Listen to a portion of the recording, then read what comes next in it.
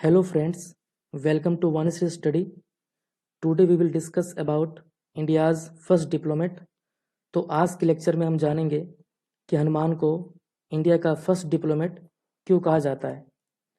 लेकिन इससे पहले यह जानना इम्पोर्टेंट है कि डिप्लोमेट कहते किसे हैं। तो इसका मतलब होता है जब कोई पर्सन अपने कंट्री की ओर से फॉरेन कंट्री में जाता है और अपने कंट्री को रिप्रेजेंट करता है तो उसे डिप्लोमेट कहते हैं।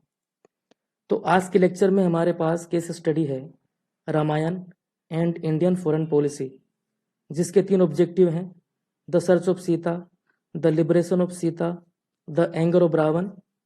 और इसके 4 एक्टर्स हैं राम, हनुमान, सीता, रावण। तो आज के लेक्चर का क्या ऑब्जेक्टिव है? इसका बेसिकली ऑब्जेक्टिव है कि हम रामायण की हेल्प से जानने की कोशिश करेंगे कि आज के मॉडर्न डिप्लोमेसी में ऐसे कौन कौन से प्रिंसिपल्स हैं जिनको आज हम फॉलो करते हैं और जिनका ओरिजिन हमें रामायण से देखने को मिलता है। तो पहला ऑब्जेक्टिव हमारे पास है द सर्च ऑफ सीता। जैसा कि आप सभी जानते हैं कि सीता जी को किडनैप करके रावण अपने किंगडम ले जाता है, जिसका पता लगाने के लिए राम हनुमान को भेजते हैं और उनको यह कहते हैं कि वह जाकर सीता जी का पता लगाए। और यह मैसेज लेकर के हनुमान जी जाते हैं और पता लगाते हैं और वहां जाकर सीता जी का मैसेज भी वह अटेंड करते हैं और वह वापस ला करके भगवान राम को देते हैं। तो पहले सीन से हमें क्या पता लगा? हमें यह पता लगा कि हनुमान एक तरीके से राम जी का इंफॉर्मेशन एजेंट बन करके जाते हैं और उनके इंफॉर्मेशन को वह सीता जी को देते हैं और सेम सीता जी के इंफॉर्मेशन को और रावण के इंफॉर्मेशन को वह ला करके राम जी को देते हैं। तो आज के मॉडर्न डिप्लोमेसी में भी हमें देखने को मिलता है कि आज के डिप्लोमेट भी एज अ इंफॉर्मेशन एजेंट काम करते हैं। लेकिन इसमें एक इम्पोर्टेंट बात यह भी है कि इसमें वो किसी भी इंफॉर्मेशन को मैनिपुलेट नहीं करते, जैसे कि हनुमान जी ने किया।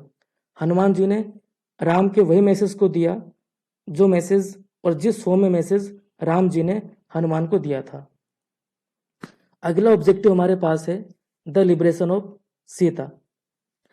तो आप सभी को पता है जब हनुमान जी को बंदी बना लिया जाता है तो उनको रावण के कोर्ट में पेश किया जाता है।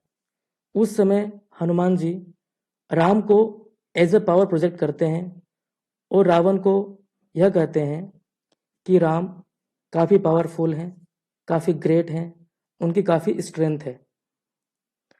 तो इस सीन से हमें क्या पता लगता है कि जो डिप्लोमेट होते हैं वह पावर प्रोजेक्शन का काम करते हैं और आज की मॉडर्न डिप्लोमेसी में भी सेम प्रिंसिपल फॉलो होता है और आज के डिप्लोमेट भी इसी प्रिंसिपल पर काम करते हैं।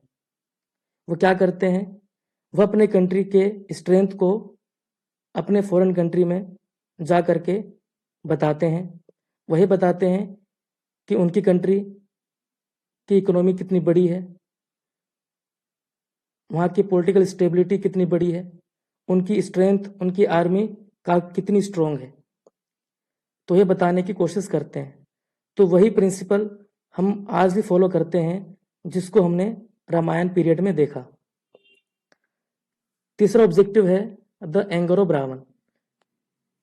जब रावण हनुमान को पनिश करने की कोशिश करते हैं तो उनके भाई उनको रोकते हैं और ऐसा कहते हैं कि यह राजधर्म के खिलाफ है।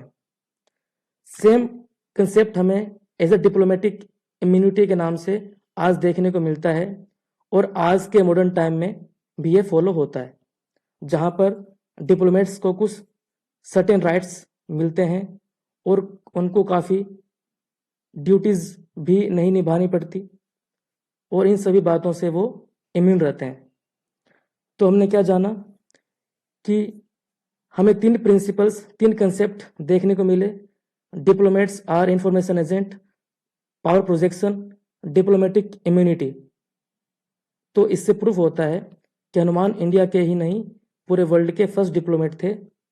Thank you.